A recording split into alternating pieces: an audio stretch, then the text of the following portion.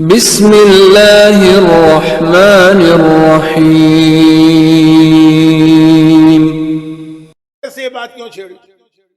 جناب خدیجہ طاہرہ کی ایج کیا تھی جب ان کی رسول اللہ سے شادی ہوئی؟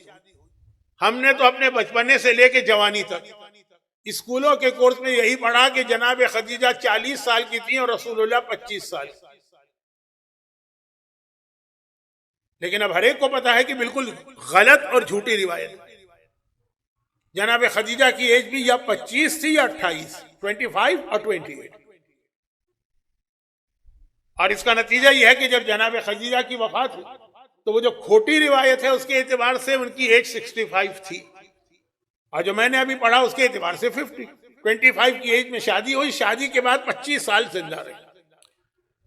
اب اس کے بعد جو دوسرا ظلم جناب خدیجہ پہ کیا گیا وہ یہ کیا گیا کہ یہ ثابت کیا گیا کہ جناب خدیجہ پیغمبر سے شادی سے پہلے سے شادی شدہ تھی، 2 شادیاں کر چکی تھی۔ ایک شوہر کا تو انتقال ہو گیا تو بیوہ تھی، دوسرے شوہر کا بھی یا انتقال ہوا یا طلاق ملی، وہ ساری ریسرچ کا ٹائم نہیں۔ اور پھر یہ 2 شادیاں جو کی گئی تو بعض اوقات آدمی یہ سوچتا ہے کہ بھئی یہ اس قسم کی یہ والی جھوٹی روایت بنانے کا لوگوں کو فائدہ کیا ہے؟ تو یہ جھوٹی نہیں ہوگی، لیکن وہ پتہ چلا فائدہ جب بعد میں کئی سال بعد مدینہ منورہ میں ایک خاتون پیغمبر اسلام سے ٹونٹنگ کرتی تھی کہ یا رسول اللہ کب تک اس بڑھیا کو یاد کریں، جبکہ اللہ نے آپ کو اس سے بہتر ایک جوان بیوی دے دی، یعنی میں۔ اور تب پیغمبر اسلام نے جو جملے کہے تاریخی کہ خدا کی قسم خدیجہ جیسی کوئی عورت مجھے نہیں ملی، جب کہا اس وقت تک پیغمبر کی 11 شادیاں ہو چکی۔ اب چونکہ اس وقت پاکستان کے ٹیلی ویژن پہ وہ دوسری خاتون کا بھی یوم وفات منایا جانا ہے تو بہت سارے فضائل سامنے آئیں گے۔ پہلی فضیلت یہ ہوگی کہ وہ غیر شادی شدہ تھی، تو اب جناب خدیجہ کی 2 شادیاں ثابت کرو، گرچہ وہ بھی غیر شادی شدہ نہیں تھی، ان کی شادی ہوئی تھی، پھر ان کو ٹائیفائیڈ ہو گیا تو ان کے بال گر گئے تو ان کے شوہر نے ان کو طلاق دے کے الگ کر دیا، لیکن یہ میرا موضوع نہیں۔ تو جناب خدیجہ پر دوسرا ظلم یہ ہوا کہ ان کی 2 شادیاں تاریخ میں لا کر رکھ دی گئی۔ اور جو ذرا بھی عرب کے مزاج کو جانتا ہے اس کو پتا ہے کہ جن شوہروں کا نام لیا گیا عرب کی خاص طور پر مکے کی خدیجہ کے اسٹیٹس والی عورت ساری زندگی کنواری بیٹھنا قبول کرے گی، لیکن اتنے لو فیملی میں کبھی شادی نہیں کرے گی۔ وہ جو نام کہیں سے لا کے تاریخ میں لکھ دیے گئے تو یہ بھی دیکھیے نا کہ ان کا فیملی بیک گراؤنڈ کیا، کس فیملی سے ان کا تعلق۔ تو خیر میں اس موضوع پہ بات نہیں کر رہا ہوں، ٹائم بہت کم ہے، میرا اپنا اسٹائل ہی کچھ اور ہوتا ہے، لیکن میں یہ عرض کر رہا ہوں کہ جناب خدیجہ طاہرہ، اور خاص طور پر جو خدیجہ طاہرہ کی فضیلت لوگوں کو کھٹکتی تھی وہ یہ تھی جو پیغمبر نے اسی حدیث میں جلال کے عالم میں کہا کہ خدا کی قسم خدیجہ جیسی مجھے کوئی نہیں ملی۔ 3 فضیلتیں بتائیں، تیسری فضیلت یہ تھی کہ اللہ نے مجھے اس سے اولاد دی۔ عورت بن کے سوچیے، مرد بن کے نہیں، کہ اگر عورت ہو، ایک شوہر کی کئی بیویاں ہو، دوسروں کو اولاد نہ ہو، کسی ایک کو اولاد ہو جائے تو یہ جن کو اولاد نہیں ہے ان میں کیسی جیلسی اور حسد پیدا ہوگا۔ بعد میں پیغمبر کو جناب ماریہ قبطیہ سے ایک بیٹا ملا، لیکن ماریہ قبطیہ تو خدیجہ طاہرہ کا نام لے کے جیتی تھی۔ یہ خاتون کو چرکا یہ کہ میرے یہاں اولاد نہیں ہے۔ جملہ ہے تاریخ میں ان کا کہ جب میں فاطمہ کو دیکھتی ہوں میری آنکھوں میں خون اتر آتا ہے۔ یہ چیزیں میں پڑھتا نہیں ہوں، نہ پڑھنا چاہیے میرے جیسے اناڑی آدمی کو۔ آدمی اسی جس چیز پر ذرا مہارت رکھتا ہے اسی میدان میں قدم رکھے تو ذرا بنا سوار کر کے کسی کو برا نہ لگے، لیکن عرض یہ کر رہا ہوں خدیجہ طاہرہ۔ اب ان کے جتنے فضائل ہیں قرآن سے لے کے حدیث سے لے کے تاریخ تک ہر ایک کو پتہ ہے۔ یہاں پہ ایک سوال پیدا ہوتا ہے جس کا ایگزیکٹ جواب تو میرے پاس نہیں ہے، لیکن بعض علماء نے اس کا ایک جواب دیا ہے، میں آپ کے سامنے سوال بھی رکھتا ہوں اور جواب بھی۔ خدیجہ طاہرہ جب پیغمبر سے شادی ہوئی تو 25 سال کی ایج تھی، چلیں بہت مان لیا تو 28 والی روایت کو مان لیں۔ شادی کے بعد 25 سال زندہ رہیں، تو جب انتقال ہوا تو یعنی آج کی رات 10 رمضان کی شب تو 50 سال ایج تھی یا 53۔ اور خدیجہ طاہرہ کی پیغمبر سے پہلے کسی سے کوئی شادی نہیں ہوئی تھی. اور ایک آخری بات اس حوالے سے، خدیجہ طاہرہ کے فضائل میں یہ شامل ہے کہ اللہ کے رسول خدیجہ طاہرہ کے ساتھ 25 سال گزارے. اس دوران کوئی شادی دوسری نہیں تھی. اور اس کے بعد 10 سال گزارے تو اس میں 11 شادیاں. سورہ نساء کی آیت نمبر 2 اور آیت نمبر 129 اس کو ملائیے، شاید مجلس میں آگے چل کے یہ کسی اور حوالے سے بات ہے. کہا کہ اگر بیویوں میں عدل نہیں کر سکتے ہو تو ایک سے زیادہ شادیاں حرام. اب جس گھر میں خدیجہ طاہرہ ہو اس گھر میں کوئی بھی عورت آ جائے، کیسے ممکن ہے کہ خدیجہ طاہرہ کے ساتھ اور ان خاتون کے ساتھ برابری کا سلوک کیا جائے؟ یہ عادل خدا کا عادل نمائندہ ہے. ان خاتون کی دلجوئی ہو جائے گی ان پہ خدیجہ طاہرہ پہ ظلم ہو جائے گا. تو یا تو آپ کو خدیجہ کے بارے میں جملہ ملے گا یا زہرا کے بارے میں ملے گا. مولا نے بھی بعد میں اتنی شادیاں کی لیکن فاطمہ کے ہوتے ہوئے دوسری شادی نہیں کی. کون ہے اس کائنات میں جس کے ساتھ فاطمہ کے برابر جیسا سلوک کیا جا سکتا؟ لیکن پہلی مثال خدیجہ کی.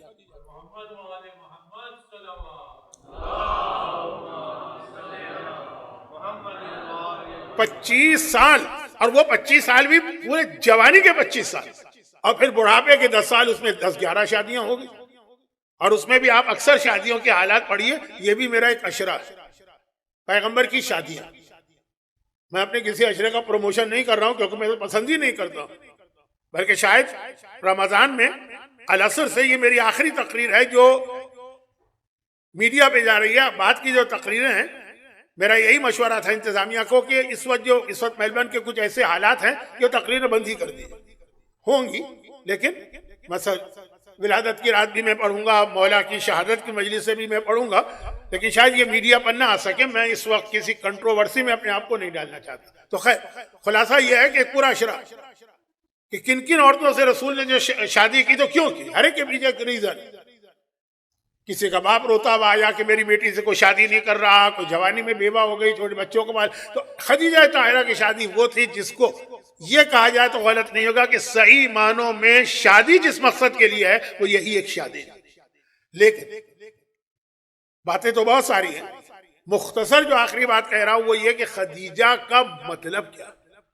خدیجہ پراپر نام ہے حضرت خدیجہ کا جو رسول خدا کی پہلی وائف. اور جناب خدیجہ کی والدہ کا نام فاطمہ ہے. بیٹی کا نام تو ہے ہی فاطمہ، لیکن جیسا کہ اکثر گھروں میں طریقہ ہوتا ہے کہ لوگ اپنے باپ یا ماں کے انتقال کے بعد کوئی بعد میں اولاد ہوئی تو آپ نام اس پہ رکھتے ہیں. تو فاطمہ نام خود خدیجہ کی ماں کا نام بھی فاطمہ، باپ کا نام تو خویلد ہے. لیکن یہ ذرا سی خشک بات ہو جائے گی، شارٹ کرتا ہوں. خدیجہ کے مشہور معنی تو ایک ہی ہے، اور وہ ہیں پری میچیور بیبی یا ارلی بیبی. انگلش تو میری زبان نہیں ہے، نہ میرے فرشتوں کی زبان ہے، تو تھوڑا بہت ادھر ادھر سے دیکھتا ہوں، کوئی غلطی ہو جائے تو خود ہی ٹھیک کر لیجئے. وہ بچہ جو ایک پریگننسی کا پیریڈ ہوتا ہے، مثلا 9 مہینے یا کچھ ویک اس سے پہلے پیدا ہو جائے، اسے عربی میں خدیجہ کہتے ہیں. البتہ خدیجہ کے دوسرے معنی بھی، اور یہ دوسرے معنی بھی بڑی میچنگ کے ساتھ پیغمبر سے مل رہے ہیں. خدیجہ کے دوسرے معنی ہے ٹرسٹ وردی، یعنی امین. پیغمبر کا لقب کیا ہے؟ امین. وہ بھی امین ہے، یہ بھی امین ہے. اللہ نے امین کے لیے امین کو پہلے دن سے پیدا کیا اور پھر اس دنیا میں لا کے شادی کرائی. امین. لیکن بہرحال ہمارے ایک بزرگ عالم دین تھے مولانا غلام عسکری صاحب علی اللہ مقامہ، کہتے تھے مجلس میں لوگ جو آتے ہیں، کچھ لوگ تو ثواب کے لیے آتے ہیں، کچھ لوگ کچھ سننے آتے ہیں، کچھ لوگ خطیب کی کوئی غلطی نکالنے آتے ہیں. کہیں نہ کہیں تو غلطی کرے گا 60 منٹ میں، خصوصاً اگر روزہ بھی رکھا ہو، ڈائبیٹک پیشنٹ بھی ہو، اسی کو پکڑ لو. جیسے ہوتے ہیں نا افریقہ میں لوگ جاتے ہیں 4 جانوروں کا شکار، وہ کیا بگ اینیمل جو ہیں، وہ شیر ہے اور چیتا ہے اور ہاتھی ہے اور گینڈا ہے، یہ مولویوں کا شکار. تو یہ ہے کہ اگر کہیں ایسے لوگ ہیں نا، میرے پاس آتے ہیں ای میل میں، آپ کو کبھی دکھاؤں گا، ابھی آپ ہنسیں گے. عورت کو امینہ کہتے ہیں، مجھے پتا ہے میں نے لفظ امین استعمال کیا، مگر یہ والے لفظ مت پکڑیے آپ، بات کو سمجھانا مقصد تھا. امین اور خدیجہ کے دوسرے معنی ہیں امین، دونوں امین. خدیجہ کے تیسرے معنی جو ہیں وہ بھی بہت اہم ہیں. ایک لفظ ہے اسلام میں ذکی. ذکی کہتے ہیں جو انتہائی پاک بھی ہو اور انتہائی ہوشیار بھی ہو، یعنی شیطانی ہوشیاری نہیں، واقعا زیرک وزڈم والا آدمی. اماموں میں سے دو امام کا لقب ذکی ہے. امام حسن جن کا ولادت کا جشن ہم نیکسٹ منائیں گے اس العصر میں، زندہ رہا تو میں ہی تقریر کروں گا، وہ ہے الحسن ابن علی الولی الزکی. اور ایک ہمارے 11ویں امام ذکی. اماموں میں دو امام ایسے، ایک دوسرا امام، ایک سیکنڈ لاسٹ. یہ شروع میں دوسرے ہیں، وہ آخر سے دوسرے ہیں. جیسے اکثر لوگ مجھ سے کہتے ہیں کہ مولانا وہ فلاں صاحب جو ہے نا وہ اس وقت تو ٹاپ 3 اسپیکرز میں آ گئے. میں نے کہا میں بھی ٹاپ 3 میں. وہ جو گراف ہے نا اس کو الٹا کر لیا. ہوتا ہے نا دنیا میں کچھ ملک اپنی اکنامی ثابت کرتے ہیں، وہ گراف گر رہا ہے، انہوں نے اس کو الٹا کر کے لگا دیا، وہ گرا ہوا گراف چڑھ رہا. تو اگر آپ اس کو الٹا کر لیں گے تو میں بھی ٹاپ 3 میں آ جاؤں گا.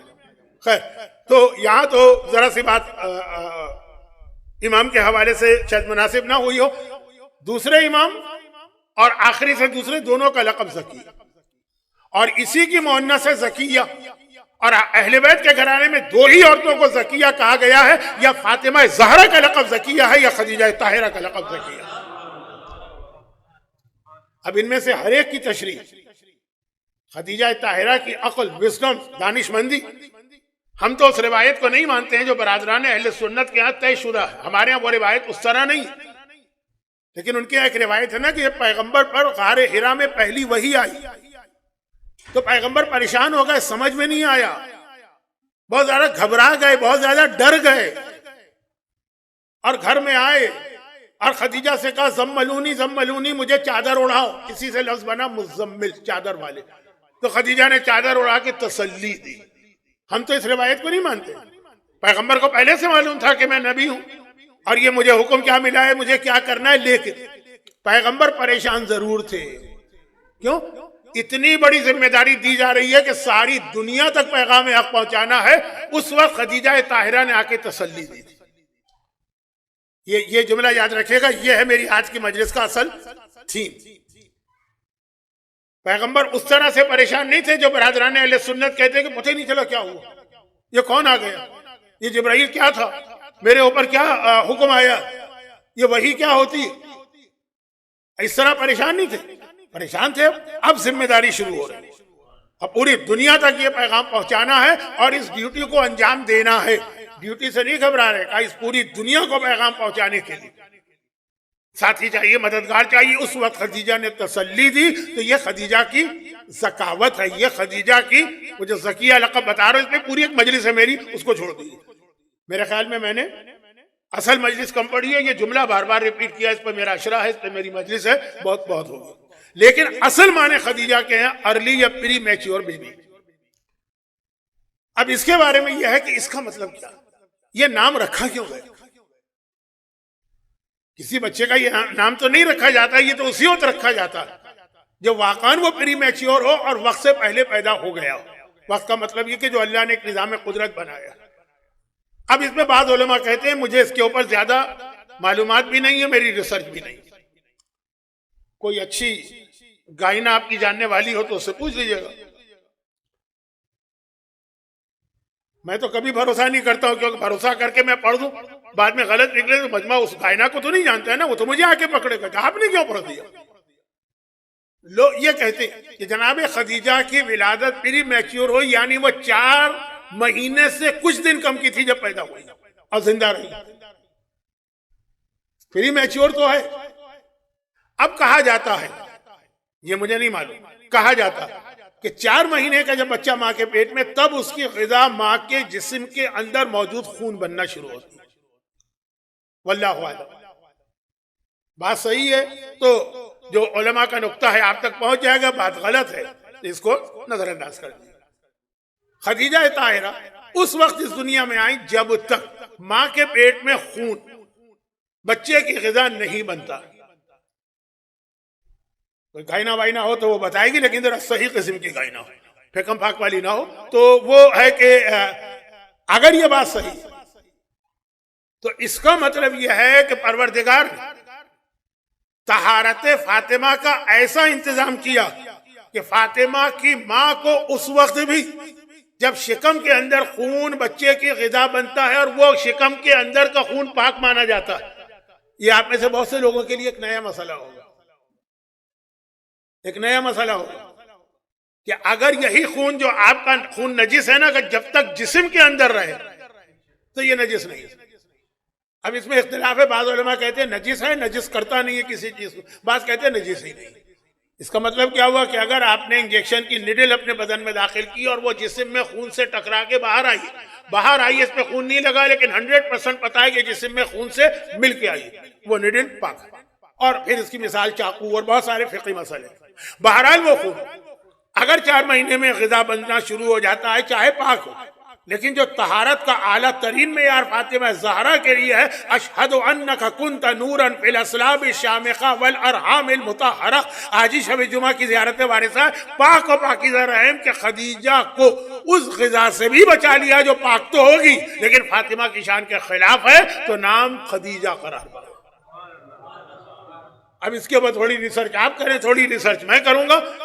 لیکن یہاں پہ خدیجہ طاہرہ کی جو سب سے بڑی خصوصیت ہمارے سامنے آئی، اب یہ سارے مختلف فضائل ہیں، جو سب سے بڑی خصوصیت سامنے آئی وہ قرآن کریم کی وہ 2 آیتیں ہیں جن سے میں نے مجلس شروع کی.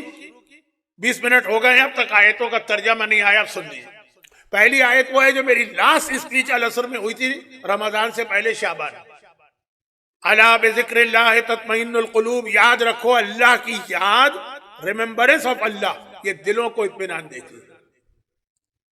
بہترین مکان سے اطمینان نہیں ملتا، بہترین گاڑی سے اطمینان نہیں ملتا، بہترین سوٹ پہننے سے اطمینان نہیں ملتا، بہترین زیور پہننے سے اطمینان نہیں ملتا. دل کا اطمینان، یہ پوری میں تقریر کر چکا.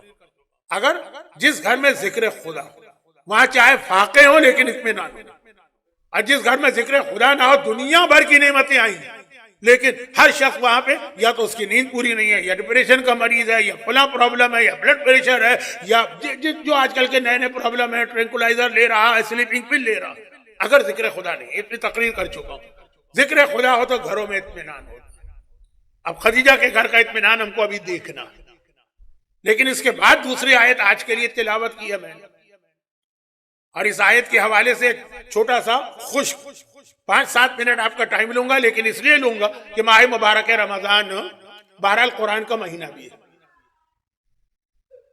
الذی شرفتہ وکرمتہ وفضلتہ له شہور وهو الشہر الذی فرضت صیامہ علیہ وهو شہر رمضان الذی انزلت فیہ القرآن. جو ہر نماز کے بعد دعا کرتے تو نے قرآن کے حوالے سے ایک چھوٹی سی بات. جو دوسری آیت میں نے تلاوت کی، یہ بہت آج کل آپ نے دیکھا ہوگا، کیونکہ شادی کے جو کارڈز آتے ہیں چاہے وہ ہارڈ کاپی ہو، چاہے وہ ای میل کے ذریعے ہو، چاہے واٹس ایپ پہ ہو، سب پہ یہ آیت لکھی ہوتی ہے. آیت کا اور یہ آیت ابھی آپ پڑھیں گے 10 دن بعد. بڑی جو شب قدر کہلاتی ہے 23 اس میں سورہ روم کی تلاوت کی جاتی ہے. یہ سورہ روم کی آیت ہے. آپ کو پتہ بھی نہیں ہوگا کہ آپ یہ آیت پڑھ رہے ہیں لیکن پڑھیں گے یا کم از کم سنیں گے. ومن آیاتہ ہی آیت کا ترجمہ اللہ کی signs, one of the sign of Allah, کہ اللہ نے کریٹ کیا ہے بیوی کو، عورت نہیں کہا. ومن آیاتہ ان خالقہ، اللہ نے کریٹ کیا لکم، خاص تمہارے لیے کریٹ کیا، ازواجا تمہاری بیویوں کو، لتسکنوا الیہا. اس کا کریشن کا پرپس کیا ہے؟ تاکہ وہ تمہیں سکون دے، پیس آف مائنڈ. اب یہاں پہ ایک بہت پرانا اعتراض ہے، خاص اس آیت پہ نہیں پورے قرآن پر. تو اب یہ قرآن کا مہینہ ہے، چھوٹا سا جملہ سن لیجیے. اور یہ آپ نے 8 ربیع الاول کی مجلسوں میں سنا ہوگا کہ اس زمانے میں 11ویں امام کے زمانے میں ایک مسلمان، بہکا ہوا مسلمان تھا، بہت بڑا فلسفی.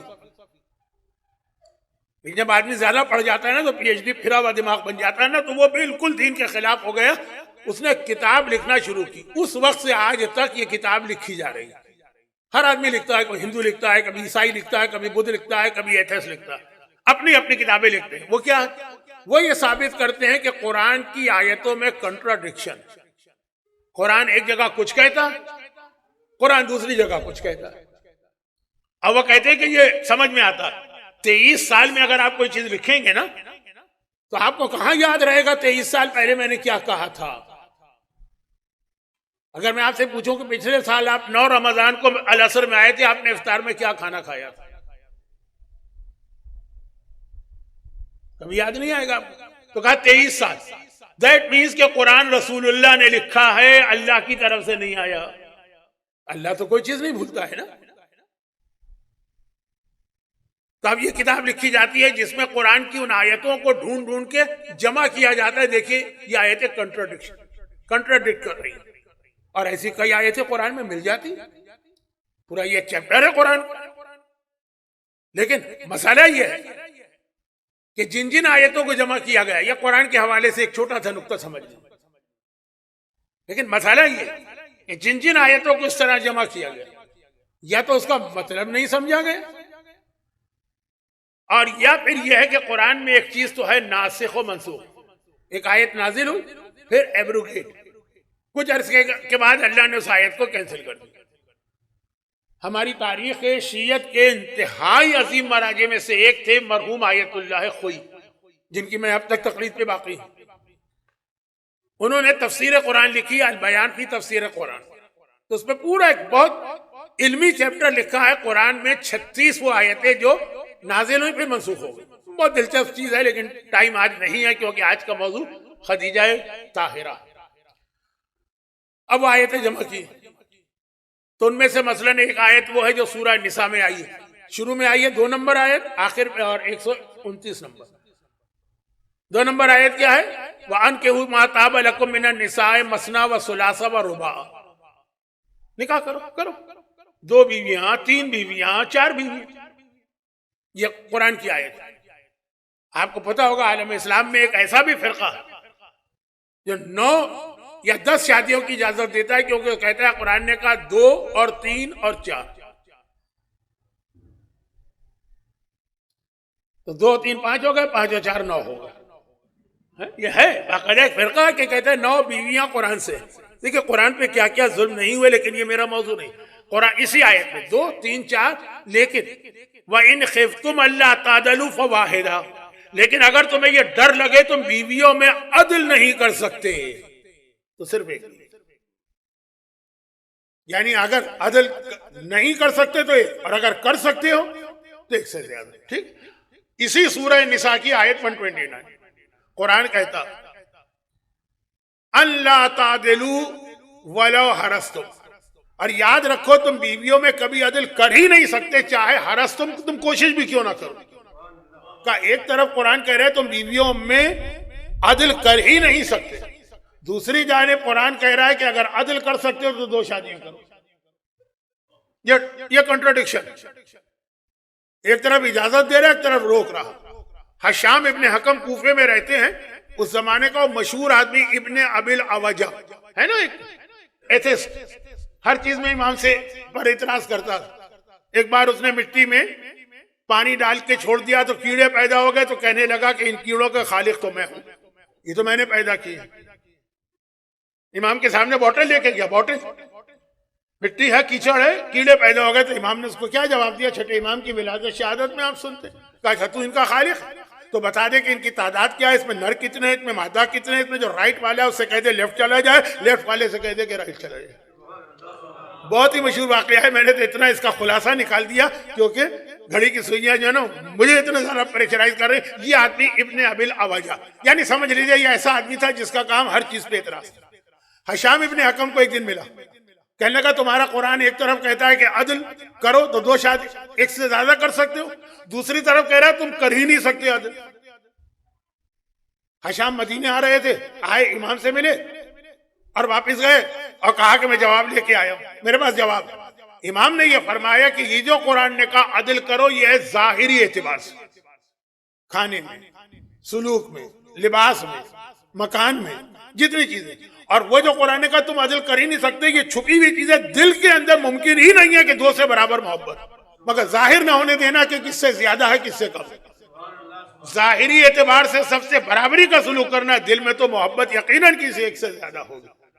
حشام جب یہ جواب دیا، ابن ابی العوجہ نے کہا خدا کی قسم یہ جواب تیرا نہیں ہے، یہ جواب مدینے والے کا ہے. تو اب یہاں تو امام نے خود واضح کر دیا کہ بعض اوقات الفاظ کا مطلب کچھ اور. اولاد کے لیے بھی یہی ہے، یاد رکھیں، اولاد کے لیے بھی ہے کہ اپنی اولاد کو برابری رکھو. بلکہ روایتوں میں ایک عجیب جملہ بھی ہے کہ حضرت یعقوب حضرت یوسف سے زیادہ بہتر سلوک کرتے تھے تو باقی بھائیوں کے دل میں جیلسی پیدا ہوئی.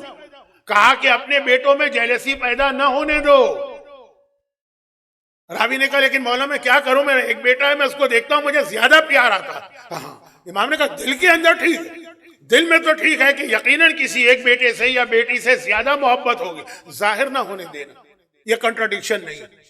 لیکن ابن ابی رویہ نے باقاعدہ, کوئی معمولی آدمی نہیں ہے, بہت پڑھا لکھا ہے, اتنا بڑا اعتراض قرآن پہ ٹھوک دیا کہ قرآن میں کنٹراڈکشن ہے. اس میں ایک یہ بھی کہ یہ آیت سورہ روم کی کہہ رہی ہے ہم نے بیویوں کو پیدا کیا تاکہ تمہیں سکون دے, اور سورہ زاریات کی آخری آیت ہے وما خلقت الجن والانس الا لیعبدون, ہم نے انسانوں کو پیدا کیا تاکہ وہ ہماری عبادت کریں.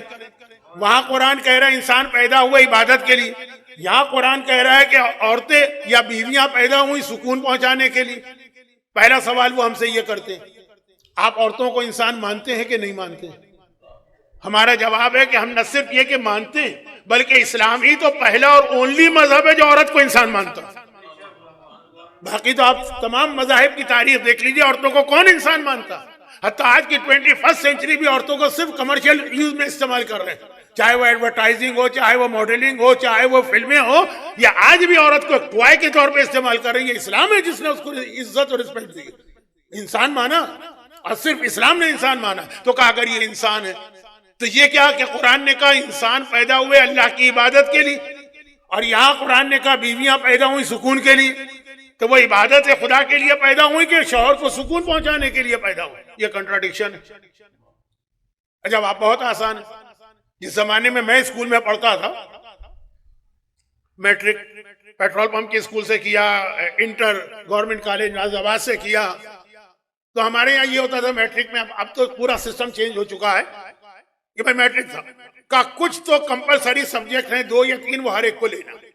اس کے بعد آپشنل ہے, آپ کو ڈاکٹر بننا ہے تو یہ سبجیکٹ لیجئے, انجینئر بننا ہے تو یہ سبجیکٹ لیجئے, کامرس میں جانا ہے تو یہ سبجیکٹ لیجئے. انگلش, اردو اور اسلامیات, یہ تو ہر صورت میں لینا. پھر آپ فزکس کیمسٹری لیجئے اگر آپ کو مثلاً انجینئر بننا, بایولوجی لیجئے اگر ڈاکٹر بننا. تو کچھ تو سب کے لیے ہے. اس کو شریعت نے اس طرح کہا کہ اللہ کی عبادت, کچھ چیزیں تو ایسی ہیں جو سب کے لیے برابر سے واجب ہیں, ان کو فروع دین کہتے ہیں. لیکن اس کے بعد جو مرحلہ آتا ہے آپشنل کا, وہ ہر ایک کے لیے الگ الگ ہے. عبادت اللہ کی ہے لیکن طریقہ عبادت الگ ہے. مرد کے لیے طریقہ عبادت الگ ہے, عورت کا طریقہ عبادت الگ ہے, عالم کا طریقہ عبادت الگ ہے, جاہل کا طریقہ عبادت الگ ہے, بزنس مین کا طریقہ عبادت الگ ہے, راہ خدا کے مجاہد کا طریقہ عبادت الگ ہے. سب عبادت ہم نے پیدا کیا انسان کو عبادت کے لیے, سب عبادت کر رہے ہیں. لیکن وہ جو میدان جنگ کا مجاہد دشمن کو روک رہا ہے, یہ وہ اس کی عبادت. اور یہ بزنس مین جو دکان پر بیٹھ کر حلال طریقے سے کما رہا ہے, یہ اس کی عبادت ہے. اور وہ عالم جو اپنا علم پھیلا رہا ہے, یہ اس کی عبادت ہے. اور وہ مرد جو حلال طریقے سے القادو علی عیالہ, اپنے گھر والوں کے لیے محنت کر کے رزق حلال لا رہا ہے, وہ اس کی عبادت ہے. عبادت یہ سب عبادت ہے. کچھ تو کامن عبادت ہے, سب کو کرنا. پھر باقی عبادتیں ہر ایک کے اعتبار سے الگ الگ ہیں. تو جس طرح مرد کی عبادت مثلا گھر سے نکل کر محنت کر کے پیسہ کمانا ہے, عورت کی عبادت یہ کہ اپنے گھر کے اندر سکون کا ماحول لے کر آئے, یہ اس کی عبادت, یہ اس کی عبادت. اور اس کے لیے بہترین مثال سکینہ خدیجہ طاہرہ کی, کس طرح گھروں میں سکون لاتے ہیں. بہت چھوٹی 2 باتیں سن لیجئے اور میں آپ سے اجازت چاہوں. آپ کا روزہ ہے تو میرا بھی روزہ ہے. اب بہت چھوٹی سی 2 باتیں, یہ ہمارے ہاں سارا ایک پرابلم یہ پیدا ہوا. یہ جو اس وقت خدیجہ طاہرہ کی زندگی ہمارے سامنے, جس دن شادی ہوئی تھی, وہ شادی کے حالات ہی تقریباً 2 گھنٹے کی ایک تقریر ہے میری. میں نہیں بتاؤں گا کب ہے, کہاں ہے, کیوں ہے, پھر وہ پروموشن ہو جائے گا. ایک ہے میری تقریر. اس کے بعد خدیجہ طاہرہ نے اپنے چچا زاد بھائی کو بلایا. اب بعض روایتوں میں کہ وہ چچا تھے, بعض میں چچا زاد بھائی تھے, برقہ ابن نوفل. کہا یہ اعلان میرا ہے, یہ لے کے جائیے اور وہاں جا کے پڑھ دیجیے جہاں پہ وہ اعلان پڑھا جاتا ہے جو ہر ایک کے کانوں تک پہنچانا ضروری. یعنی بین المقام و زمزم, خانہ کعبہ کے صحن میں ایک مقام ابراہیم, جہاں حضرت ابراہیم کے پیر کے نشان ہیں. وہ تصویروں میں تو بہت نظر آتا ہے, اب تو آدھے سے زیادہ مجمع عمرہ بھی کر چکا اور حج بھی. اور زمزم کا کنواں, جہاں حضرت اسماعیل لیٹے تھے اور ایڑیاں رکھ رہی تھی وہ بھی، اور یہ اس کے بیچ میں کھڑے ہو کر یہ میرا اعلان پڑھ دیا. اور اعلان یہ تھا کہ آج شادی کا پہلا دن ہے. خدیجہ طاہرہ یہ اعلان کرتی ہے کہ میری ساری دولت، میرا سارا مال، میرا سارا سونا، میرا سارا چاندی، میری ساری پراپرٹی، میری ساری زمینیں، میرے سارے غلام، میری ساری کنیزیں اور میرا سارا کیش محمد ابن عبداللہ کے لیے. اب میرا اس پہ کوئی حق نہیں رہا، یہ سارا کا سارا میں ان کے حوالے کر رہی ہوں. یہ پہلے دن کی بات ہے، شادی کی بات کا پہلا دن. اور اس کے نتیجے میں آگے چل کر جو آج کی رات آئی نا 10 رمضان والی، کہ خدیجہ طاہرہ کے گھر میں فاقے ہو گئے تھے 3 سال شیب ابی طالب میں، اور انہی فاقوں کے نتیجے میں خدیجہ کی شہادت واقع ہوئی. لیکن ایک جملہ کمپلین کا خدیجہ کی زبان پہ نہیں آیا. بھئی ایک آدمی، ایک شوہر ہے، وہ ویسے ہی کسی وجہ سے، ہاں نکھٹو شوہر ہے، کام نہیں کرنا چاہتا ہے، ظلم کرنا چاہتا ہے، آڑ اسلام کی لیتا، وہ تو قابل لعنت ہے، ملعون ہے، وہ سب ملعون ہے. لیکن اگر ایک شخص حالات کے تحت ذرا مجبور ہے اور اس وقت وہ اپنے گھر کے پرابلم دیکھ رہا ہے، بیوی کی ذمہ داری ہے اس کو سکون پہنچا، یہ نہیں ہے کہ اس کے پرابلم کو بڑھائے. یہی پیغمبر کی اس حدیث کا دوسرا جملہ ہے. جب سب مجھے پریشان کر رہے تھے تب خدیجہ میری مونس و غمخوار بنی. وقت کم ہے تو ذرا مشکل لفظ استعمال کر رہا ہوں. ہمارے یہاں ایک پرابلم ہوا، اور یہ ایک بہت بڑا پرابلم ہے، اتنا ٹائم ہے، ہاں ذرا سا اشارہ کر. بنو حطام کا واقعہ آپ نے بہت سنا ہوگا، بہت سنا ہے تو ایک بار اور سن لیجیے. اسلام سے پہلے بنی اسرائیل میں ایک نظام شریعت تو تھا، لیکن وہ مسائل نہیں تھے جو آج کے. روزہ تھا، طریقہ الگ تھا، نماز تھی، طریقہ الگ تھا. اس میں ایک یہ تھا کہ اگر کوئی آدمی مر رہا تو اسے یہ اختیار تھا کہ اپنی ساری جائیداد جس کو دل چاہے دے کے چلا جائے.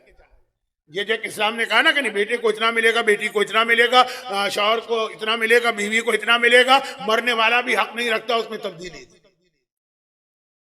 یہ پہلے نہیں تھا.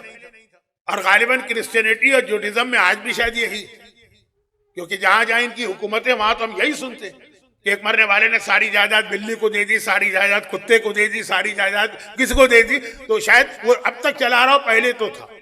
بہت مالدار آدمی بنی اسرائیل میں، بہت مالدار آدمی. کیا یہ بل گیٹس اور ایمیزون کے مالک اور فیس بک کے مالک اور وہ جس کی ابھی شادی ہوئی تھی، اس کی تو نہیں، اس کے شاید بیٹے کی شادی ہوئی تھی، کیا ان کی دولت ہوگی جو اس زمانے کے حوالے سے اس کی تھی؟ کس کی؟ بنی اسرائیل کے اس آدمی.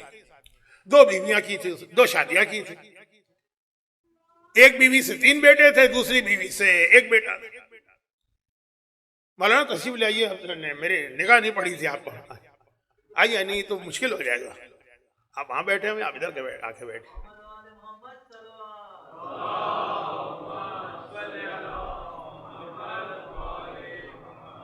حجت الاسلام مولانا سرمد علی صاحب حیدرآباد دکن سے تشریف لائے، مہربانی کی، انہوں نے عزت افزائی فرمائی. وقت بہت گزر گیا ہے، بات کو ختم کروں. عموماً آدمی دوسری شادی ایک نیک آدمی اسی وقت کرتا ہے جب پہلی بیوی گڑبڑ ٹائپ کی ہو. تو تھی بھی بڑا ذرا سی منہ پھٹ، زبان دراز. عورت کی ساری خوبیاں ایک طرف ہے، اس کی زبان جو ہے نا، اس کی ساری محنتوں پہ پانی پھیر دیتی. اور آج 21 سینچری میں بچوں سے لے کے، بچیوں سے لے کے، مردوں سے لے کے عورتوں تک ہر ایک کو بدتمیز بنایا جا رہا ہے پری پلان طریقے سے. یہ سارا جو سوشل میڈیا ہے نا، اس کا ایک ہی کام، حرام حلال بات کی چیزیں بدتمیز بنا. یہ ایک الگ موضوع ہے، بڑا تکلیف دہ. تو خیر خلاصہ یہ ہے کہ جب اس کا آخری وقت قریب آیا تو 2 بیویاں بھی تھی، 4 بیٹے بھی تھے. کہ یہ اتنی ساری جائیداد، اس نے کہا یہ جائیداد میں سب کو محروم کرتا ہوں، کسی کو نہیں ملے گی، صرف ایک کو ملے گی. یہ کہا اور مر گیا. اب وہ کون ہے یہ نہیں بتایا. اچھا، مومن کے لیے ایک مسئلہ یہ بھی ہے کہ جو اپنا حق ہے، کوئی خاص ریزن نہ ہو تو اس کو آرام سے نہیں چھوڑنا ہے، حق کے لیے لڑنا ہے. اب یہاں پہ اختلاف ہو گئے. وہ 3 بیٹے جو تھے انہوں نے کہا یہ ہمارے لیے کہا، چوتھے نے کہا ہمارے لیے کہا. کیس گیا کورٹ میں. بات مختصر کرتا ہوں، قاضی نے سنا، چکرا گیا. اب یہ سب ٹھیک ٹھاک قسم کے جج ہیں، کوئی فراڈ نہیں ہے. اس نے کہا یہ تو بڑا عجیب کیس ہے، ہمیں کیا پتا، غیب کا علم تو ہے نہیں. اب کیسے پتا چلے؟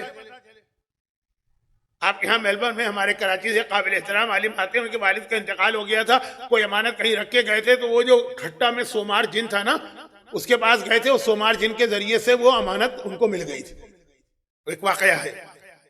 تو خیر کہا لیکن اب ہم کو کیسے پتا چلے کہ کس کا؟ اس نے کہا جائیداد بہت بڑی۔ اس نے کہا اچھا اب ہم کو یہ عام نارمل طریقے سے تو فیصلہ نہیں ہو سکتا، اب ہمیں وہ بنو عطام کو زحمت دینا ہوگا۔ بنو عطام جو تھے وہ 3 بھائی تھے، تینوں بڑے عقل مند بھائی تھے، 3 wise brothers، بہت ہی عقل مند۔ ان کی عقل مندی کے ڈنکے پٹے ہوئے تھے وہ، لیکن وہ شہر سے باہر جنگل میں رہا کرتے تھے، اور وہ شہر کے باہر ایک پہاڑی تھی، وہاں یہ رہتے تھے۔ تو جب کوئی ایسا پرابلم آ جائے جو کسی طرح سولو نہ ہو تو گورنمنٹ بھی یا جج بھی وہاں بھیجتا تھا۔ اس نے ان سے کہا چاروں سے کہ جاؤ ان سے جا کے پوچھو۔ اب یہ چلے پہاڑ، بالکل پہاڑی کے بالکل نیچے جہاں سے سٹارٹ ہے، وہاں پہ سب سے چھوٹے بھائی کا مکان تھا، جھوپڑی۔ اب وہاں اس کے پاس پہنچے، اس نے سنا، وہ بھی چکرا گیا، کہنے لگا کہ بھائی غیب کا علم تو نہیں ہے ہمارے پاس، ہم کیسے بتائیں۔ اب مثلاً یہ بہت امپورٹنٹ جملہ ہے، مثال والا، اس کی ایج 70 ہے، لیکن بہرحال بہت ضعیف لگ رہا ہے، 80 کا، 90 کا، 100 کا ہو جاتا ہے، بہت لوگ اپنی عمر سے زیادہ نظر آتے ہیں۔ خیر ہمارا اس سے کیا تعلق؟ یعنی بھائی کہہ رہے عمر سے زیادہ نظر آئے، عمر سے کم نظر آئے، ہمارا تو مسئلہ۔ اس نے کہا یہ نہیں، اب جو ہے تمہیں میرے بڑے بھائی کے پاس جانا ہوگا۔ ان کا سسٹم یہ تھا کہ پہلے چھوٹا بھائی مسئلہ حل کرتا، اگر اس سے حل نہ ہو تو جو بیچ والا ہے، اور اس سے بھی نہ ہو تو پھر سب سے بڑا والا ہے، اس کی باری بہت کم آتی ہے، اس سے پہلے ہی پرابلم سالو ہو جاتا ہے۔ کراچی کے لوگ کچھ ہیں تو یہاں پر، لیکن وہ بھی بھول گئے ہوں گے۔ میں نے جو شروع میں کراچی میں مجلسیں پڑھی اور درس دیے نا، تو وہ تھا پاکستان چوک، حقانی چوک، وہاں پہ تھا بھولو پہلوان کا اکھاڑا۔ ایک بھولو پہلوان ہوتے تھے پاکستان کے اندر، پھر ان کے بعد ان سے چھوٹے اسلم پہلوان تھے، پھر اکرم پہلوان تھے۔ وہ بھولو پہلوان 100 کلیم رستم زماں تھے، دنیا کے سب سے بڑے، لیکن کوئی ان سے لڑنے جاتا تھا، کہتا مجھ سے کوئی نہیں لڑے گا، پہلے میرے چھوٹے بھائی سے لڑو، اگر اس کو ہرا دیا تو اس سے بڑے سے لڑو، اس کو ہرا دیا تو میری باری آئی۔ یہ پاکستان کا ریل واقعہ ہے، بھولو پہلوان، ان کے اکھاڑے کے بالکل سامنے میں نے بہت درس دیے۔ لوگوں نے کہا لگ رہا ہے کچھ جسم بھی آپ نے ان سے لے لیا، خیر وہ ایک الگ چیز ہے۔ تو خلاصہ یہ ہے، کہا کہ چھوٹا بھائی مسئلے حل کر دیتا۔ اس نے کہا یہ تو نہیں، اچھا اتنا بڑا اس میں انوالومنٹ ہے پیسے کا، جاؤ۔ اب یہ لوگ چڑھے پہاڑی کے بیچ میں، راستہ بنا تھا، اس پہ گئے۔ جیسے ابھی سعودی حکومت نے غار ہرا جانے کا کتنا اچھا راستہ بنا دیا، پہلے کتنی مشکل سے ہم لوگ جاتے تھے کہ لانگتے پھلانگتے، پیر پھسل رہا ہے، کبھی پانی نہیں مل رہا، کبھی بندر ٹوپی اچک کے لے جا رہے ہیں، اور بندر بہت ہوتے ہیں۔ اب دیکھیں کتنا اچھا راستہ، اب باقاعدہ اس کے اوپر جو گولف کارٹ ہوتی ہیں وہ چلا کے لے جاتے ہیں اوپر تک، تو راستہ بنا ہوا ہے۔ وہاں پہنچے، وہ 80 سال کا تھا، 10 سال بڑا، مگر دیکھنے میں تو وہ لگ رہا ہے کوئی 60 سال۔ خیر ہوگا یہ مسئلہ ہے۔ اس نے کہا میرے پاس بھی حل نہیں ہے، آج تم کو جانا پڑے گا میرے بڑے بھائی کے پاس، سب سے اوپر پہنچ۔ وہ مسئلہ 90 سال کا تھا، دیکھا تو 40 سال کا لگ رہا ہے۔ اب یہ چاروں بھائی پریشان ہو گئے، کہنے لگے ہمارا مسئلہ رکھو ایک طرف، یہ بتاؤ کہ تم لوگوں کی یہ صحت کا کیا مسئلہ ہے؟ سب سے چھوٹا بھائی سب سے بوڑھا نظر آ رہا، اور سب سے بڑا بھائی 90 سال کا، وہ 40 سال کا نظر آ رہا۔ کہا ہماری صحت کا راز ہماری بیویاں، میرے چھوٹے بھائی کی بیوی انتہا سے زیادہ بدتمیز، ضرب اللہ مثلا امرأۃ نوح و لوط، نوح اور لوط کی بیویوں کی طرح ہر وقت لڑائی جھگڑا، بدزبانی، بد کلامی۔ تو 70 سال میں وہ 100 سال کا ہو گیا۔ درمیانی بھائی کی بیوی میلبرن کے ویدر کی طرح، 4 دن گرمی رہی تو 3 دن سردی رہی تو 2 دن بارش رہی، تو کبھی اچھا کبھی برا، کبھی نرمی کبھی گرمی، تو اس لیے اس کی صحت بھی جیسی۔ اور میری بیوی تو انتہا سے زیادہ میرا خیال کرنے والی ہے، کیئر ٹیکنگ کرنے والی ہے، میرے گھر میں سکون لے کے آنے والی ہے، تو 90 سال کی ایج میں میں 40 سال کا نظر آ رہا ہوں۔ یہ 5ویں امام کی حدیث ہے۔ تو اچھا میرا موضوع تو پورا ہو گیا، لیکن ذرا پھر بعد میں لوگ کہتے ہیں کہ ہوا کیا، کیس کا کیا ہوا؟ وہ کیس کا یہ ہوا کہ اس کی جائیداد نہ آپ کو ملے گی نہ مجھے ملے گی، لیکن پھر بھی شوق ہے تو سن لیجئے۔ لوگ یہ بہت سوال کرتے ہیں۔ میں نے کہا بھائی میرا موضوع پورا ہو گیا، مجھے کیا بتانا؟ عورت گھر میں سکون پہنچانے کے لیے، اور واقعاً سکون پہنچائے تو کتنا فائدہ دے سکتی ہے اپنے پورے گھر کو، شوہر، اولاد، سب کو۔ لیکن سن لیجئے، بڑے بھائی نے سنا، کہا کہ اب اس کا ایک سلوشن ہے، میں فیصلہ کر دوں گا، تم جاؤ اپنے باپ کی قبر کھودو، جو باپ کی جو کب ریج ہے نا، یہ جو رب کیج پسلی، جس کے بارے میں کہا جاتا ہے پسلی سے عورت کو بنایا گیا ہے، اس کو سیدھا نہ کرنا ورنہ ٹوٹ جائے گی. تو یہ جو ہمارے یہاں ایک مشہور محاورہ ہے کہ اپنے باپ کی پسلی کاٹ کے لاؤ، اس سے فیصلہ ہو جائے گا، جیسے ڈی این اے وغیرہ میں نہیں ہوتا ہے. یہ کہہ کے ان کو بھیج دی. اچھا اب یہ لوگ گھر آئے، چاروں بھائی اپنے اپنے گھروں میں گئے. پہلے 3 بھائی تھوڑی دیر بعد نکل کے قبرستان پہنچے، ان کے پاس تھی کدال جس سے زمین کھودتے، اور چوتھے اور چھوٹے بھائی جو دوسری بیوی کا ہے اس کے پاس تھی تلوار. وہ باپ کی قبر پہ آ کے بیٹھ گیا کہ خبردار اگر کسی نے میری باپ کی قبر کی توہین کی تو میں اس کی گردن اڑا دوں گا. نہیں چاہیے مجھے دولت، نہیں چاہیے مجھے پیسہ، میں اپنے باپ کی لاش کی بے احترامی برداشت نہیں کر سکتا. ادھر سے بڑے بھائی کا آدمی ساتھ تھا، اس نے کہا یہی وہ حقدار ہے جسے پوری جائیداد ملنی چاہیے. اب یہ چھوٹے بچے ہیں نا، تو ان کو بتانا ہے کہ باپ اور ماں کا احترام کتنا ہے، لیکن وقت میرے پاس نہیں ہے. تو چھوٹے بچوں کو چھوڑے، جب بڑے لوگ ہیں ان کو سمجھا دوں. سکون، یہ عورت کی بنیادی ذمہ داری ہے، اور اس سے اس کو فائدہ کتنا ہوتا ہے. ہاں اس میں 2 پرابلم، بس یہی 2 پرابلم سنیے اور جناب خدیجہ کے مصائب کی چند جملے. پہلا پرابلم یہ کہ ہمارے مرد عورت کی ان خدمات کو سراہتے نہیں، وہ سمجھتے ہیں وہ کچھ نہیں کر رہی. اگر وہ گھر میں صفائی کر رہی ہے، یا اگر وہ گھر میں کپڑے دھو رہی ہے، یا اگر وہ گھر کے اندر ڈرائنگ روم کو سجا رہی ہے، یا اگر وہ کھانا پکا رہی ہے. یہ میں بات انڈیا پاکستان کے کانٹیکس میں کر رہا ہوں. یہاں شاید ایسی عورتیں کم رہ گئی ہوں، شاید کم رہ گئی ہوں، کیونکہ کوئی چیز نکل آئی نا اوور ایٹ، نہ ان کو ضرورت نہ ان کو ضرورت. تو خیر، لیکن یہ ہے کہ اس کو کبھی مانا ہی نہیں گیا کہ وہ عورت کوئی پروڈکٹیو کام کر رہی ہے. بلکہ اکثر لوگوں نے مجھ سے کہا بھی، مولانا ہم کو شادی کرنا ہے، کوئی اچھا رشتہ بتائیے گا. تو بھائی کیوں شادی کرنا ہے؟ کہا بہنوں کی شادی ہو گئی، وہ چلی گئی ہے، گھر میں کوئی کام کرنے والا نہیں ہے، ماں کی کوئی خدمت کرنے والا نہیں، اس لیے شادی کرنا. نیت ہی یہ ہے کہ خدمت گزار نوکرانی کو لے کے آنا.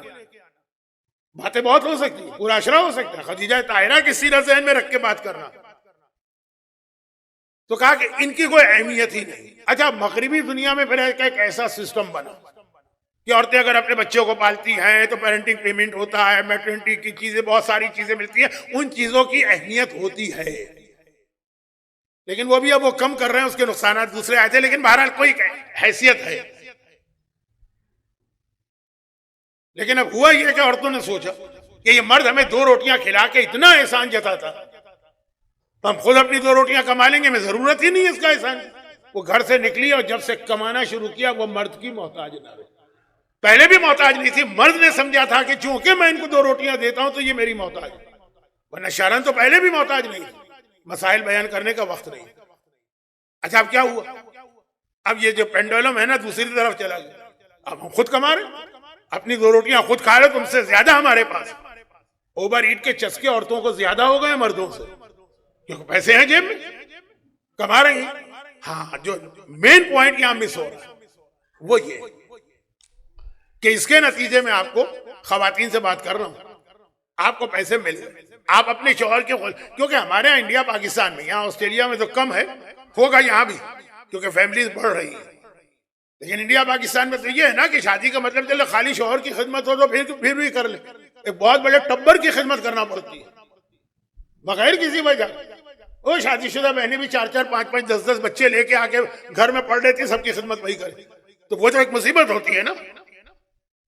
مجھے یاد ہے جب میں آسٹریلیا آئے تھے، میں نے مجلس میں پڑھا بھی تھا، جو لوگ اس وقت یہاں پہ تھے انہوں نے کہا الحمدللہ آسٹریلیا میں سب سے بڑی خوبی یہ ہے کہ کوئی ساس نہیں ہے، کوئی نند نہیں ہے، کوئی نہیں، ہمیں ہمارے شوہر. خیر اب وہ سب بڑی ہو گئی ہیں، بوڑھی ہو گئی. عورت کبھی بوڑھی ہوتی ہے کہ نہیں اس پہ بعد میں ریسرچ کریں گے، لیکن وہ بوڑھی ہو گئی ہیں. چنانچہ اب ان کی بہویں آئی ہیں، پرابلم شروع ہو گئی. کتنی طلاقیں ہو رہی ہیں یہاں میلبرن کے اندر، لیکن ایک مجلس میں سب چیزیں سمیٹنا ناممکن ہے. اس میں ایک بہت بڑا جو مسئلہ ذہن سے نکل گیا وہ یہ نکلا کہ عورت نے خود محنت کر کے پیسے کمائے، اب وہ محتاج نہیں رہی شوہر. 2 جملے، ایک جملہ یاد رکھیے، ایک نقطہ یاد رکھیے اور میری مجلس ختم. شاید میں بہت دیر سے آپ کو یہ ٹہلاوا دے دے کے مجلس پڑھا رہا ہوں.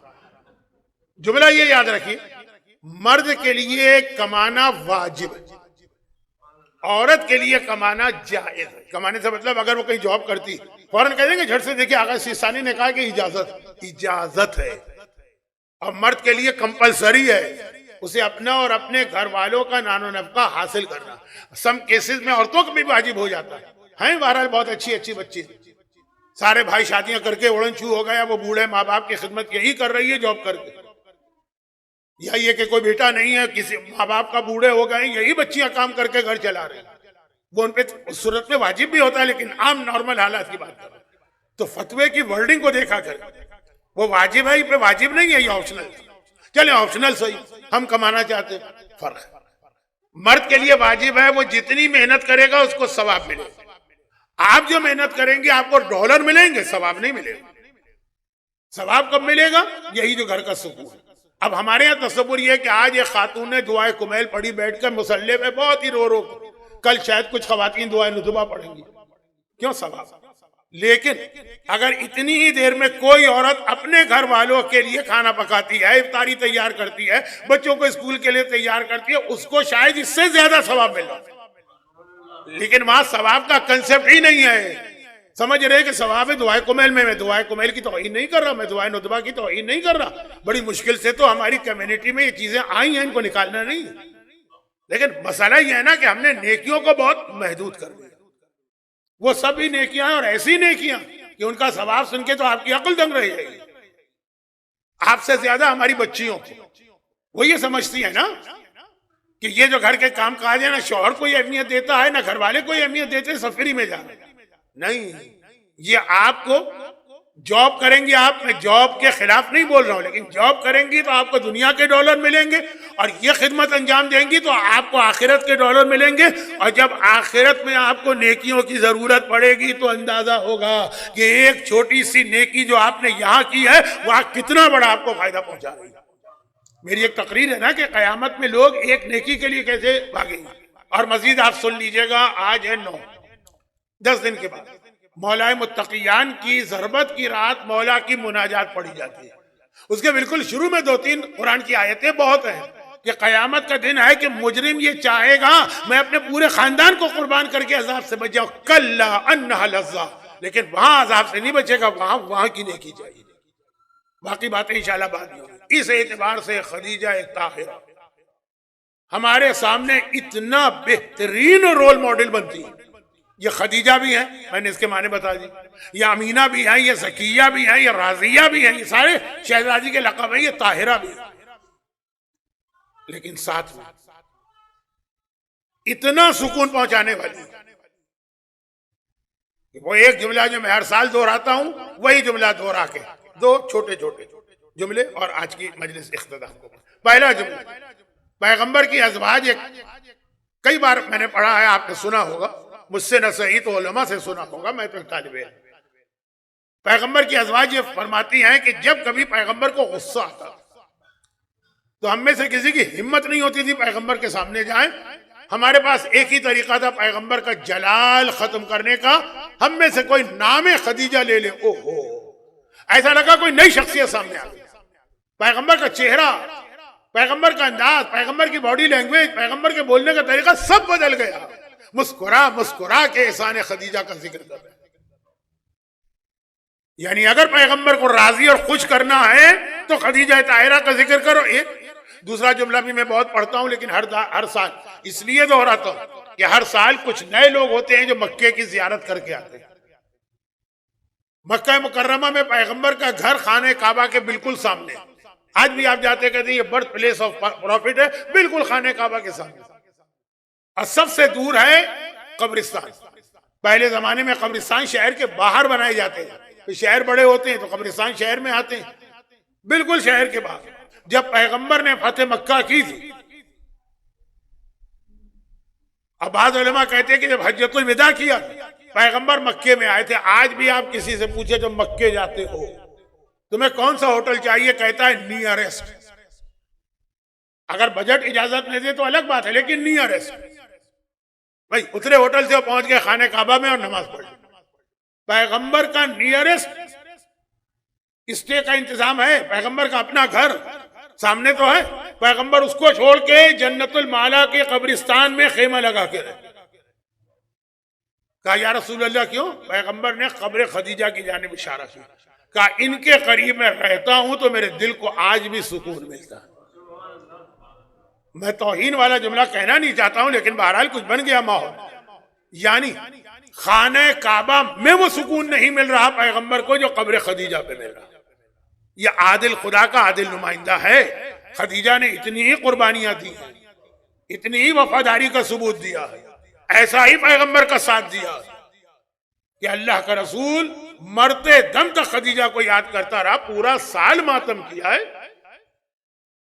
Year of sorrow, year of grief. جب خدیجہ طاہرہ کی وفات ہوئی تھی اس وقت تک اسلام میں کفن اور نماز جنازہ کا حکم نہیں آیا تھا، اس لیے اس اعتبار سے وہ آخری رسوم انجام نہیں دیا گیا. لیکن روایتیں یہی ہیں نا کہ شیب ابی طالب میں 3 سال یہ اہل بیت قید رہے. اور اہل بیت نہیں یعنی اہل بیت کے بزرگ. اور 3 سال میں ہر سال صرف 2 بار چانس ملتا ہے کہ آپ شہر میں آ کے کچھ خرید فروخت کر سکتے ہیں. ایک رجب میں جب پورے عرب کے لوگ عمرے کے لیے آتے ہیں، مکے والا تو کوئی تیار نہیں. اور ایک حج میں جب پورے عرب کے لوگ حج کرنے آتے ہیں. صرف سال میں 2 مرتبہ 6 مہینے اسی پہ اکتفا کیجیے. کھانے پینے کی چیزیں ختم ہو گئی. آخر وہ وقت آ گیا کہ درخت کی چھال چھیل چھیل کے کھائی گئی. آخر وہ وقت آ گیا کہ برتنوں میں خالی کنکر ڈال کر ہلا ہلا کے بچوں کو تسلی دے کے سلائے جا رہا ہے، ابھی کھانا پک رہا ہے، ابھی کھانا پک رہا ہے. آخر وہ وقت آ گیا کہ زمین کھود کر جو عرب کی جھاڑیاں ہیں ان کی جڑیں اور روٹس نکال کے کھائی گئی. اس میں ایک زہریلی جڑ تھی. دیمک نے وہ معاہدہ کھا لیا جو کعبے کے دروازے پہ تھا. حضرت ابو طالب اپنے قبیلے کو لے کے واپس محلہ بنی ہاشم میں آتے ہیں، جہاد کی پہاڑی کے بالکل نیچے. مگر خود اتنے بیمار ہو چکے ہیں کہ آنے کے فوراً بعد وفات ہو گئی. اور 45 دن کے اندر پھر یہ آج کی رات آ گئی کہ جب خدیجہ طاہرہ اس دنیا سے رخصت ہوئی. کوئی فاطمہ زہرا سے پوچھے کہ اس وقت فاطمہ کے دل پہ کیا قیامت گزر رہی ہے. مجلس کے بعد خواتین میں تابوت اٹھے گا، مرد حضرات میں نوحہ خوانی ہوگی. اب بار بار کہہ رہی ہیں بابا میری ماں مجھے چھوڑ کے کہاں چلی گئی. پیغمبر نے بڑے احترام کے ساتھ خدیجہ کی میت کو مولا علی کی مدد سے، جناب حمزہ کی مدد سے جنت المالا تک پہنچایا. جنت المالا اس قبرستان کا نام ہے جو آج بھی مکے میں موجود ہے. اپنے ہاتھوں سے خدیجہ طاہرہ کو ان کے بیٹے کے پہلو میں دفن کیا. خدیجہ طاہرہ نے اپنی زندگی میں یہ صدمہ بھی دیکھا تھا کہ میرا چھوٹا بیٹا قاسم میرے سامنے دنیا سے رخصت ہوا. اور اس کے بعد جب پیغمبر واپس آتے فاطمہ زہرا بابا کے دامن کو تھام لیتی ہیں اور کہتی ہیں کہ بابا آپ میری ماں کو چھوڑ کے کہاں ہیں. اور پیغمبر سر پہ ہاتھ پھیر کے کہتے بیٹی فاطمہ اس وقت تیری ماں جنت کے باغات میں ٹہل رہی ہے. بیٹی ماں کو یاد کر رہی ہے کہ ہائے میں بے ماں کی ہو گئی، ہائے میں یتیم ہو گئی، ہائے میری ماں کہاں چلی گئی. لیکن ایک روایت ہمارے ہاں ایسی بھی آتی ہے جسے میں ہمیشہ پڑھ کے بات ختم کرتا ہوں. اے شہزادی کونین آپ کو معلوم ہے، آپ کا علم تو علم الہی کے بعد سب سے زیادہ ہے کہ یہی آپ کی ماں جسے آپ یاد کر رہی ہیں دوبارہ اسی دنیا میں آئے گی اور آپ کے ساتھ آئیں گی. کچھ روایتوں میں لکھا ہے کہ دنیا کا نظام بدلا، رجت کا زمانہ آیا، امام زمانہ کی حکومت قائم ہو گئی، ظالموں کا خاتمہ ہو گیا. پیغمبر مسجد کوفہ میں وہاں جا کے بیٹھ گئے جہاں مولا بیٹھ کے فیصلہ کرتے تھے. اور ایک مرتبہ اللہ کے رسول نے اعلان کیا کہ آج تمام ظالموں کو سزا دی جائے گی، آج تمام مظلوموں کو ان پر ظلم کرنے والے کا انجام اپنی آنکھوں سے دیکھنے کا موقع ملے گا. سارے مظلوم آئیں، سارے ظالم آئیں. ایک مرتبہ مظلوم آنے لگے. امام معصوم فرماتے ہیں لیکن کیا تمہیں پتا ہے کہ یہ جو مظلوم آ رہے ہیں میرے جد رسول خدا کے سامنے؟ مسجد کوفہ ذہن میں لے کے آئیے، دقت القضاء ذہن میں لے کے آئیے، مولائے متقیان کے بیٹھنے کی جگہ پہ رسول اللہ کو ذہن میں لے کے آئیے.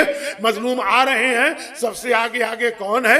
راوی نے کہا آپ ہی بہتر جانتے ہیں. کہا سب سے آگے آگے ہماری جدہ خدیجہ طاہرہ ہیں، اور خدیجہ طاہرہ کے ساتھ ہماری جدہ اور ان کی بیٹی فاطمہ زہرا ہیں. یہ دو سب سے پہلے آتے ہیں. خدیجہ طاہرہ کہتی ہیں یا رسول اللہ مجھے صرف ایک سوال کا جواب دے دیجئے، کیا میں نے آپ کا حق ادا کرنے میں کبھی کوئی کمی کی ہے؟ پیغمبر کی آنکھوں میں آنسو آ گئے، اے خدیجہ میں ہر ایک کا بدلہ دے چکا ہوں، تیرا بدلہ تو دیا ہی نہ جا سکا۔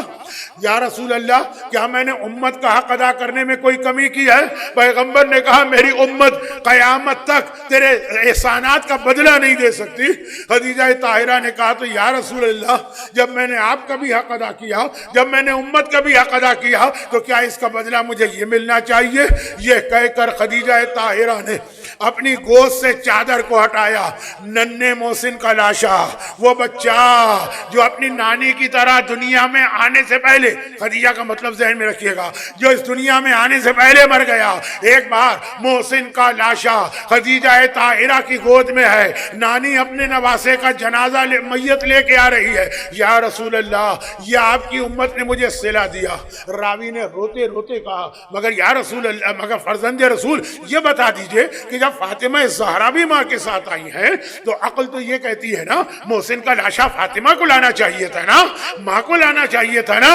ہائے امام فرماتے ہیں ارے میری دادی کی گود کہاں خالی تھی؟ جب خدیجہ نے فریاد کی تو اب فاطمہ نے گود سے چادر ہٹائی، ننھے علی اصغر کا چھدا ہوا گلا، ششماہے کا لاشا فاطمہ کی گود میں نظر آ رہا، نانی نواسے محسن کا لاشا، دادی فاطمہ پوتے اصغر کا لاشا۔ اجرکم اللہ۔ خدا بندہ ہماری اہل بیت کی فاطمہ زہرا کی ماں کی شہادت کی رات ہے، تو جب واسطہ خدیجہ طاہرہ اور ان کی اولاد کا، ان کے ماننے والوں اور چاہنے والوں کو دنیا اور آخرت کی ہر پریشانی سے محفوظ فرما۔